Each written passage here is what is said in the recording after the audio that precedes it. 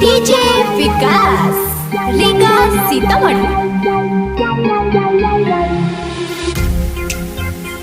अंधेरी रातों में चिराग नहीं होती, इसी तरह प्यार अगर साथ नहीं होती तो सारी दुनिया अंधेरे ही रात होती।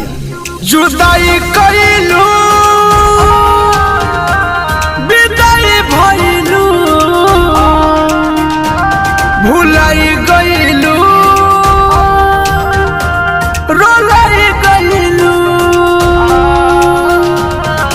बहुत ही दुनिया जालिम है, बहुत ही दुनिया जालिम है। जो तसल्ली पे तसल्ली दिए जाते हैं। झूठी तेरी प्यार कहानी, तेरी बात तेरी निशानी।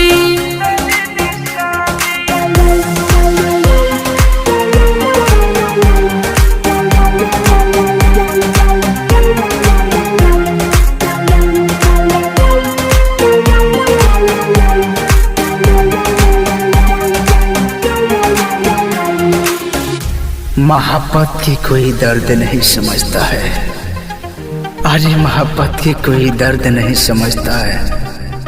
अरे दुनिया तो जालिम है, बस उसी समय का इंतजार करता है।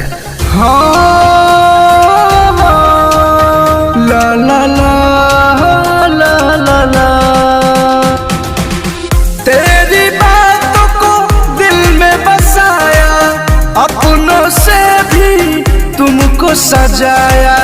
तू जो चल गई छोड़ के मुझको, अपने दिल को भी समझाया।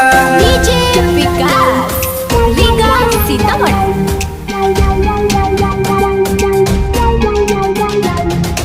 आप मुखातिब हैं A to Z Dhaka music studio से।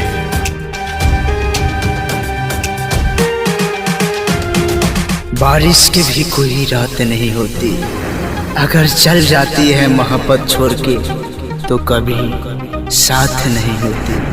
अरे दिल में इतनी दर्द है कि जाते जाते भी बरसात नहीं होती। हाँ